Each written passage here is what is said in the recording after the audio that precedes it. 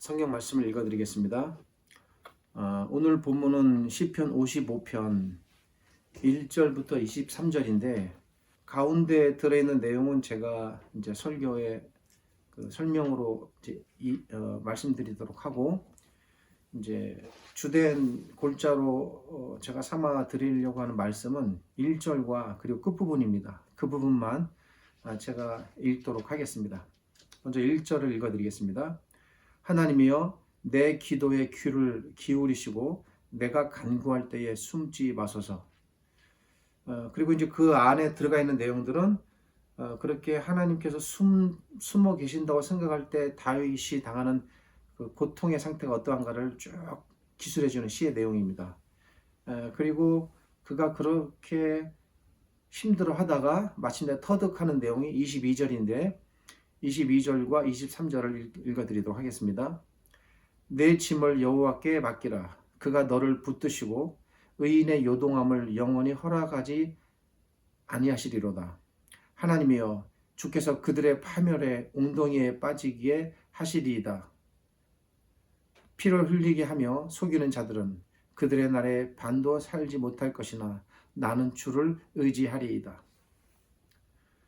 오늘 이 시편 55편을 중심으로 참된 신앙으로 나아가는 길이라는 제목으로 말씀을 드리도록 하겠습니다. 오늘부터 대략 한 5주 정도 생각하고 있습니다. 그 정도 연속해서 시편의 시들을 이제 순차적으로 살펴보려고 합니다. 오늘은 시편 55편입니다. 시편은 성경 전체에서 가장 긴 책입니다. 시편은 장장 150편으로 구성되어 있습니다. 수많은 시들이 시편 안에 담겨 있습니다. 그런데 이렇게 많은 시편들 중에서 가장 많은 시를 지으신 분은 다윗입니다. 시편의 시들 가운데 몇몇을 제외하고는 거의가 다 다윗의 시들입니다. 다윗은 평생을 살면서 무수히 많은 시들을 지었습니다. 그런데 이런 생각이 듭니다. 다윗은 왜 이렇게 많은 시들을 짓게 되었을까? 정말 다윗 자신이 타고난 천부적인 시인이고 그런 기질이 있어서 이렇게 시들을 짓게 된 것일까? 그런 사람이 있습니다. 타고난 시적 기질을 갖고 있는 분이 있습니다. 그런 분들은 누가 시키지 않아도 자신의 기질상 시를 추구하고 시를 짓게 됩니다. 좋은 시들을 짓게 됩니다. 다윗도 그런 분인가? 무엇이 다윗으로 하여금 이렇게 많은 시들을 짓도록 만들었을까? 기회가 되신다면 시편의 시들을 한번 쭉 읽어보는 것도 좋으리라 생각됩니다. 그러면 자연스럽게 다윗이 왜 이렇게 많은 시들을 짓게 되었는지 조금은 알 수 있게 되지 않을까 생각됩니다. 제가 시편을 읽으면서 특별히 다윗의 시들을 읽으면서 느끼는 점이 있습니다. 그것은 다윗이 끊임없이 늘 무엇인가에 쫓기고 불안해하고 물론 그렇지 않은 내용도 있습니다만 사실은 많은 내용들 비율로 따지면 거의 7, 80%의 내용들이 이렇게 그가 고통당하고 괴로워하였으며 늘 불안해했음을 그의 시들을 통해 알 수 있습니다. 늘 초조해합니다. 늘 걱정과 두려움으로 가득한 그의 삶이 시들을 통해 표현됩니다.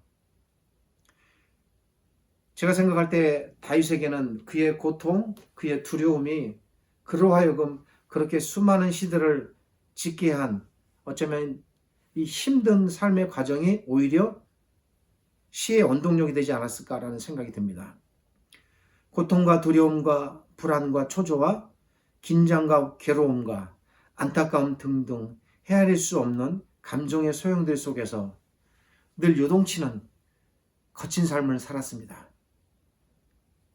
비록 왕이 되고 오랫동안 왕자를 유지했지만 왕이 되기 이전부터 평생의 삶 동안 이의 이 고통스러운 거침의 삶은 어쩌면 한순간도 그를 떠난 적이 없는 것 같습니다.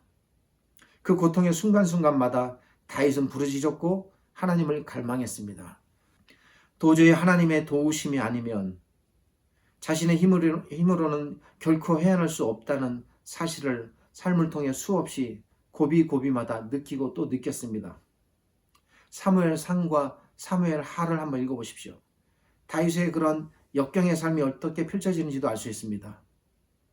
그 고통의 중심 속에서 하나님을 만났고 자신과 함께 하시는 하나님을 터득했습니다. 그렇게 해서 탄생된 것들이 다윗의 시들입니다. 그러기에 다윗의 시의 원동력은 오히려 역설적으로 그의 고통이라고 말할 수 있겠습니다. 우리는 다윗하면 떠오르는 이미지들이 있습니다. 어린 나이에 골리앗을 무찌르고 당당히 대중 앞에 등장한 위대한 전사였습니다. 뿐만 아니라 다윗은 골리앗을 무너뜨린 사건을 계기로 전격적으로 사울에게 기용되어 수많은 전장에 장군으로 나아가게 되었고 패배를 모르는 승리를 나날이 이어갔습니다. 가는 곳곳마다 승리했고 이스라엘의 영토를 끊임없이 넓혀갔습니다. 어쩌면 하나님께서 아브라함에게 약속하신 그 무수한 영토들이 다윗 시대에 다 달성됐다고 해도 과언이 아닙니다. 왕이 되기 이전부터 온 백성의 추앙을 받았습니다. 나라를 부강하게 하였으며 영토를 넓혔고 수많은 이방 족속들을 멸하거나 종의 나라로 삼았고 이스라엘의 지배 아래 두었습니다. 그야말로 이스라엘이 더 이상 발전할 수 없을 정도에 이르기까지 이스라엘을 최대한의 그런 발전의 상태로 끌어올린 왕이 다윗입니다. 왕자에 등극한 이후에도 영토 확장은 계속 쉬지 않고 이어졌습니다. 우리나라로 말하면 우리나라의 그 광개토 대왕과 같은 인물이 다윗이라 할 수 있겠습니다. 전쟁에서 결코 패배하지 않는 왕, 바로 다윗이었습니다. 또 다윗 아래에는 수많은 용장들이 존립했으며 성경은 친히 그 용사들의 이름과 그들의 용맹함이 어떠한지를 상세히 알려주고 있습니다. 다윗은 왕이 되어 이스라엘을 건국 이래 가장 크게 번창시켰으며 영토를 확장했습니다. 수많은 나라들이 다윗 아래로 모여들었습니다. 다윗의 치세 덕택에 솔로몬도 크게 번성을 이어가게 되었습니다. 그리고 가장 다윗이 받은 큰 은혜는 무엇보다도 다윗의 왕위를 이어가게 하시겠다고 하신 하나님께서 다윗과 맺어주신 언약이고 그 언약으로 인하여 다윗은 특별히 보호받았고 그리고 솔로몬에 이르러 성전을 건축하고 언약궤를 성전 안에 두는 위대한 성업을 이루었습니다. 그리고 하나님께서는 다윗의 계열에서 그리스도가 오실 것을 말씀하셨으며 이 약속은 말 그대로 다윗과 그의 가문의 위대한 영광이 되었습니다. 그런데 이렇게 찬란하고 위대하고 영광스럽고 번창하는 삶을 살았다고 보이는 다윗이건만 그럼에도 불구하고 그의 시들은 그렇지 않다는 것입니다. 앞에서도 말씀드렸듯이 다윗의 시들을 찬찬히 읽어보십시오. 대부분이 두려움이요, 고통이요, 걱정이요, 슬픔이요, 아픔입니다. 그의 시들에서 그의 영광은 잘 나타나지 않습니다. 영광 자체가 얼굴을 감추었습니다. 세상에 그 무엇 하나 부러울 것 없어 보이는 다윗. 오직 찬란한 영광과 부귀와 영화로 가득했을 것 같은 다윗. 그러나 그의 내면은 그렇지 못하다는 것입니다. 물질도 권력도 그 무엇도 다윗을 이 고통에서 건져내지 못하였음을 우리가 그의 시를 통해서 읽어낼 수가 있습니다.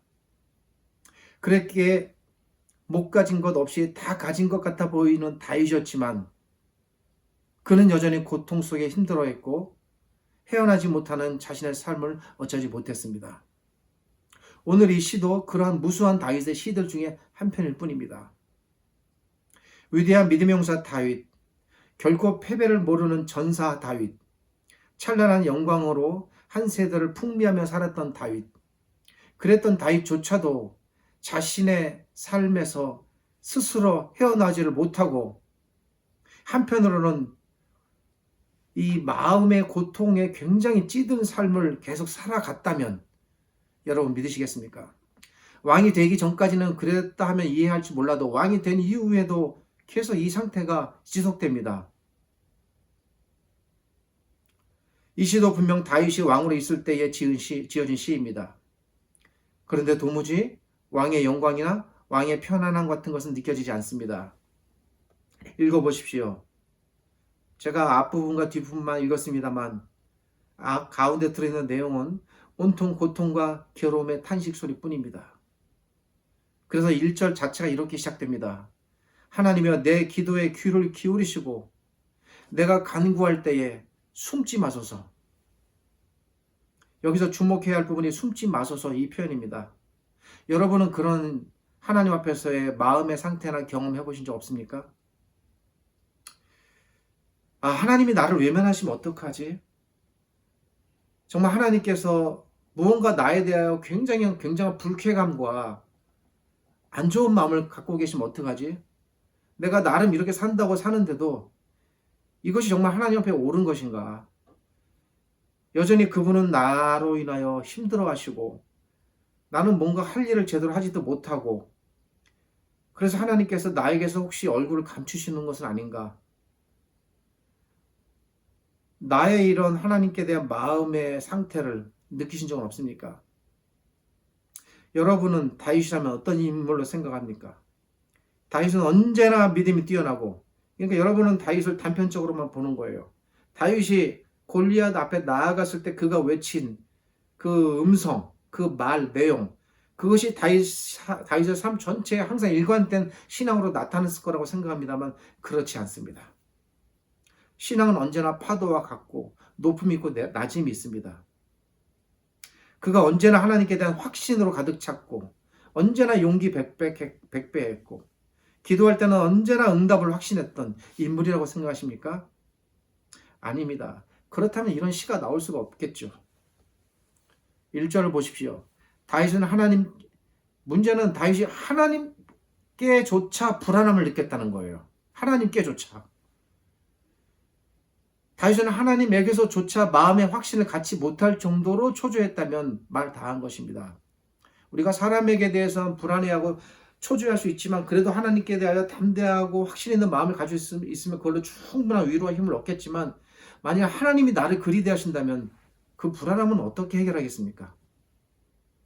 여러분은 기도할 때 그냥 무조건 확신합니까? 그래서 아멘 그렇게 믿고 믿어지고 그리고 응답의 확신이 막 옵니까? 대단한 것입니다. 다윗은 그렇지가 못했습니다. 제가 정확하게 표현하면 우리는 이제 기도를 굉장히 강조하는데 기도는 언제 할 수 있습니까, 여러분? 기도도 어느 정도 마음의 상태가 돼야 하는 거예요. 정말 힘들면 여러분 아무리 신자이라 할지라도 기도 자체가 불가능해지는 그런 상태가 올 때가 있어요. 다윗은 기도조차도 힘들었습니다. 우리가 숨 쉬는 것도 힘들다 할 정도로 다윗에게 기도는 숨과 같은 것이었는데 기도 자체가 힘든 겁니다. 다윗이. 그 정도로 힘들 수 있다는 것입니다. 누가? 다윗조차도. 기도할 때조차도 불안해했고 초조했습니다. 하나님께서 나를 외면하시면 어쩌나. 사람들이 외면하는 것은 괜찮은데 하나님께서 나에게서 얼굴을 돌리시고 나를 멀리하시고 나의 어떤 죄가와 나의 실책들 때문에 그분이 나에게서 등을 돌리신다면 어떻게 하나? 불안한 겁니다. 굉장히 힘든 겁니다. 기도하는 순간조차 다윗은 이런 염려로 가득한 상태로 기도합니다. 그러니 얼마나 힘들겠습니까? 그래서 다윗이 솔직하게 자신의 모든 것을 하나님 앞에 다 있는 그대로 표현합니다. 그것이 오늘 이 시입니다. 오늘 이 시 안에는 결코 신앙의 위선이나 가식이나 꾸밈이라는 것은 존재하지 않습니다. 믿음 있는 척하지 않고 확신 있는 척하지 않고 꾸미지 않고 자신의 응답을 자신하지 않고 위장하지 않고 있는 그대로 자기를 완전히 벌거벗기는 시입니다. 자기 자신을 있는 그대로 하나님께 다 토해내는 겁니다. 이런 겁니다. 하나님 제가 믿음도 없는 것 같고 하나님께도 불확실하고 하나님께서 저를 혹시 모른 척 할까 봐 그것도 힘들고 정말 너무너무 아무것도 할 수 없을 것 같고 죽을 것 같고 너무 괴롭고 고통스러운데 어쩌면 좋습니까? 뭐 이런 자세로 나아가는 겁니다. 그래서 말하는 겁니다. 하나님께. 하나님이여 내가 간구할 때에 숨지 마소서. 저는 근데 이 시를 읽으면서 다윗의 이런 면들이 참 큰 힘이 되는 것 같습니다. 생각해 보십시오. 우리가 그렇게 위대한 믿음의 용사라고 추앙하는 다윗조차 이런 처참한 상태로까지 하나님께 왔다면 우리는 어떻겠습니까? 어쩌면 우리의 이러한 나약함이 정상인 것 같다는 생각이 듭니다. 위로가 되는 겁니다. 오늘 이 시에서 무엇이 이토록 다윗을 힘들게 하였을까? 잘 읽어보니 역시 사람의 문제였습니다. 다윗이 물질이 부족합니까? 아니 군사적인 힘이 부족합니까? 영토가 부족합니까? 왕권이 흔들립니까? 외적인 것은 문제가 아닙니다. 골리앗 앞에서도 두려워하지 않았던 다윗이었습니다. 수많은 전쟁에서도 결코 물러서지 않았던 다윗이었습니다. 사울에게 그토록 쫓기고 목숨이 경각간에 달렸을 때도 오히려 그때 더 강해졌던 다윗이었습니다. 눈앞에서 사울의 창끝이 자기의 목을 겨누는 그 순간조차 오히려 다윗은 그때 더 담대했어요. 그렇게 그때 지은 시들이 있습니다. 그랬던 다윗이 왕이 되고 나서 오히려 처참하게 무너지는 것입니다. 12절을 보면 다윗이 느낀 이 고통의 실체가 무엇인가가 보입니다. 이렇게 말합니다. 나를 책망하는 자는 원수가 아니라 원수일진데 내가 참았으리라. 나를 대하여 자기를 높이는 자는 나를 미워하는 자가 아니라 미워하는 자일진데 내가 그를 피하여 숨었으리라. 무슨 말입니까? 이 말은 나를 대적하는 자가 차라리 골리앗이나 사울 같은 그런 사람들이라면 내가 괜찮았을 거라는 거예요. 그것들 때문에 상처받지 않았을 것이라는 겁니다. 나를 대적하는 나의 원수가 눈에 보이는 원수가 아니라는 겁니다. 내가 나와 가장 가까이 있는 사람, 내가 정말 믿었던 사람, 내가 진실로 아끼고 사랑했던 사람, 그게 나의 원수라는 겁니다. 내가 가까이에 두고 아끼고 보살피던 나의 가족일 수도 있고 나의 이웃일 수도 있고 나의 신하일 수도 있는데 그런 사람들이 자기를 대적하고 등을 돌린다는 것입니다. 그래서 눈에 보이는 적이 아니기에 어쩔 수 없어 어떻게 치지도 못하고 다만 그것 때문에 힘들어할 뿐입니다. 이 시에서는 다윗에게 해를 가하는 인물이나 세력이 정확히 누구인지는 배경적으로 나타나지 않습니다. 그래서 제가 단언하여 말씀드릴 수는 없습니다. 때로는 다윗이 시를 지을 때의 제목에서 자신의 대적이 누구인지 그 당시 시의 배경이 되는 상황이 어떤지를 알려주는데 이 시에는 그런 내용 자체가 기술되어 있지 않습니다.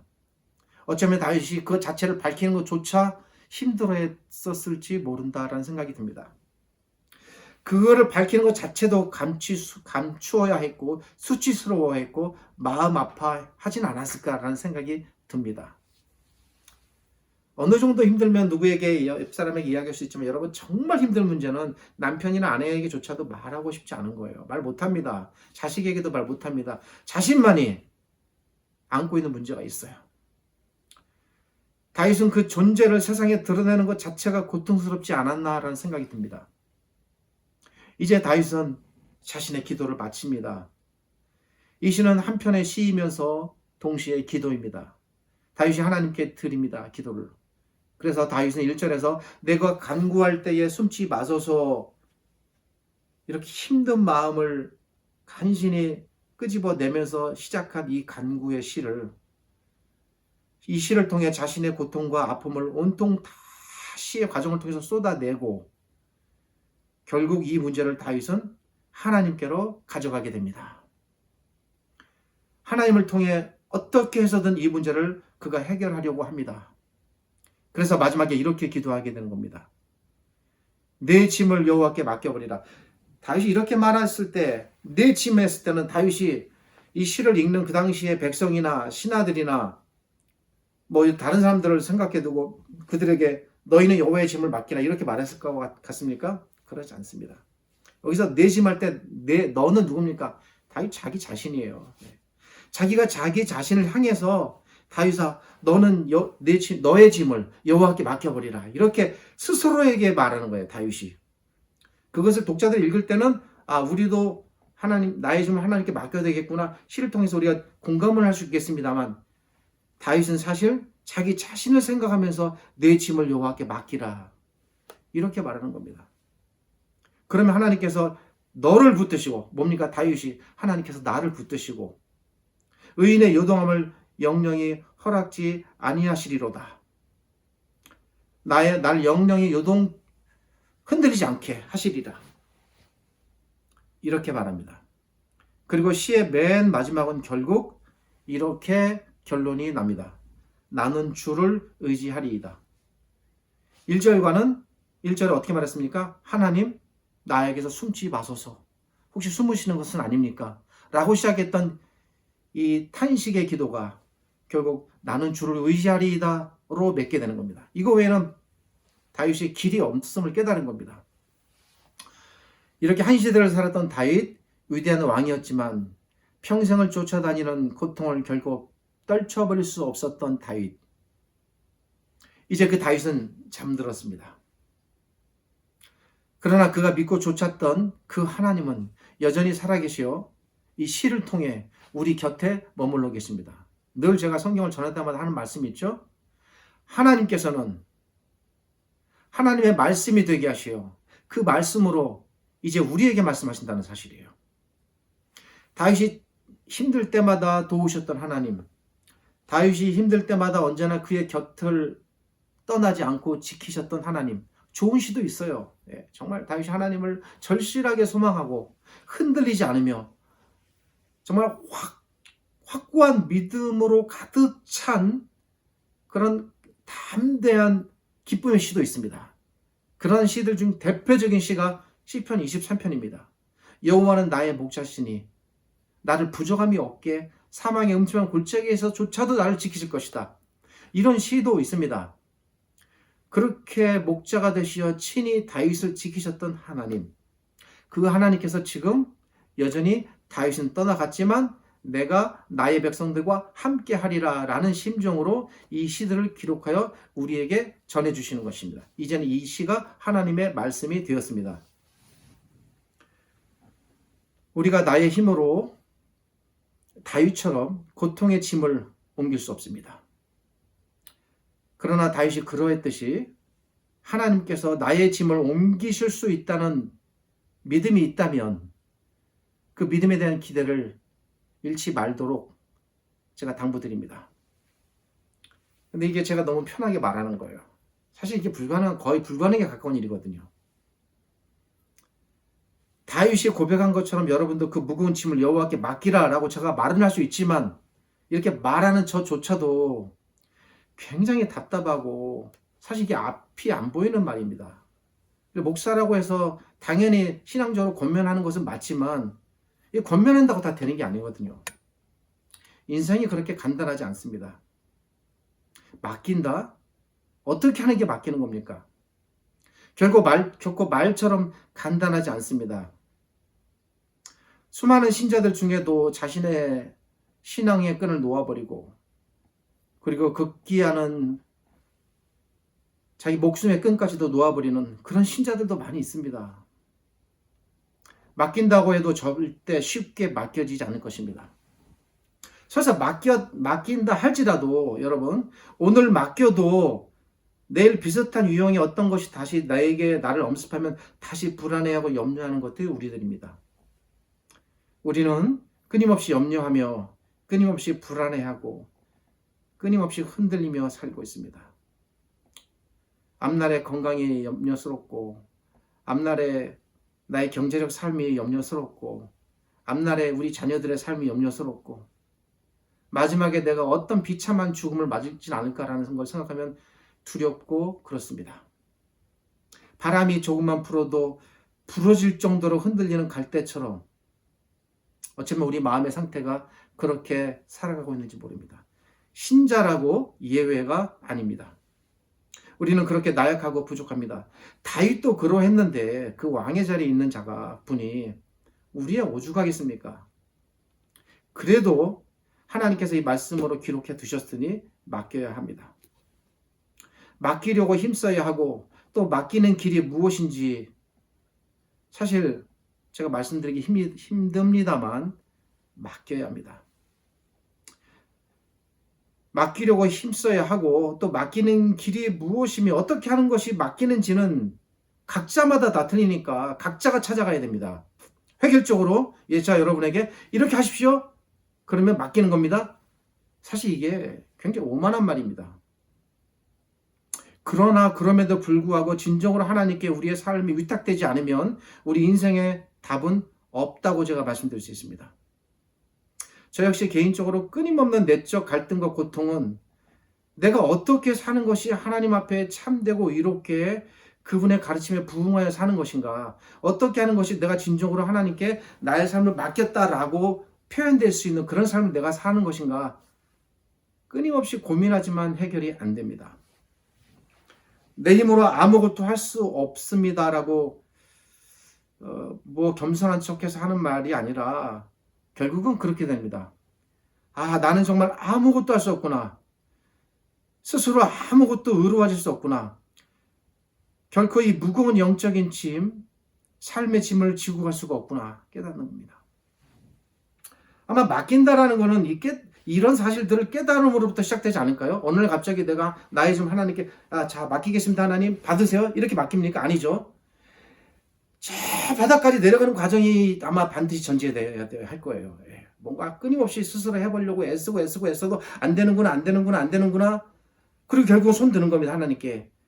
아무것도 할 수 없구나. 정말 나는 아무것도 할 수 없구나. 그럼 자연스럽게 그때부터 맡겨지는 거죠. 할 수가 없는데 어떡합니까? 아무것도 못하는데.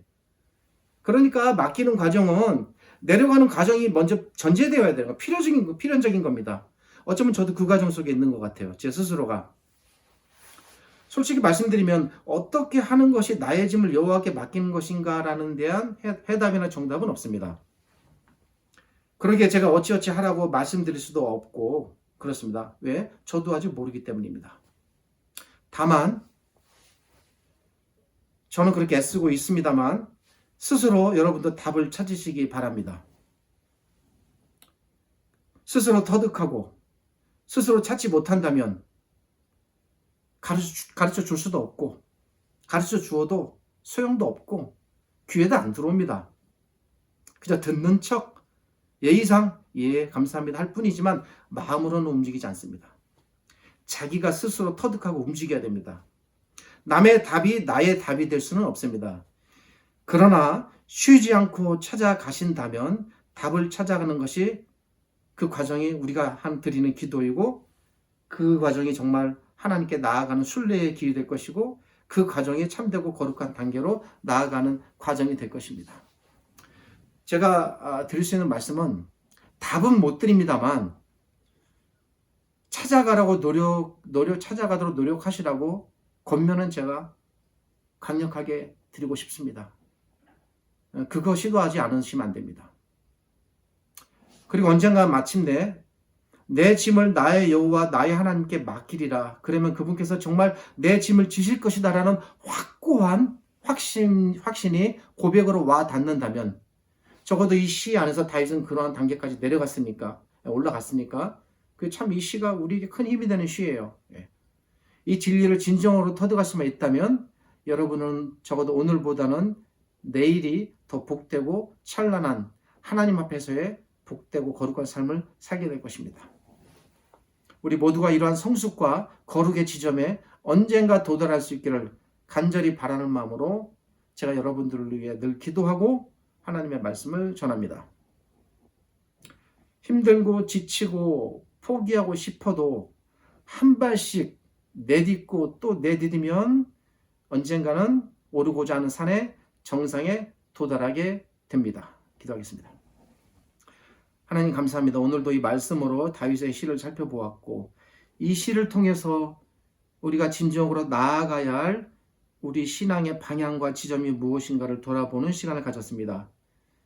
한없이 부족하고 누추한 제 설교지만 이 기록된 하나님의 말씀 자체가 위대하고 힘있기에 사랑하는 우리 신자들이 이 말씀을 읽음으로써 하나님께 대한 이러한 깨달음이 있게 하시고 각자 자신의 삶을 깊이 있게 성찰하고 진정으로 각 신자들이 어떠한 삶의 방향으로 자기들의 삶을 꾸려가야 할지를 고민하고 그렇게 해서 조금씩 진일보해 나가는 우리 귀한 신자들이 되기를 간절히 바랍니다.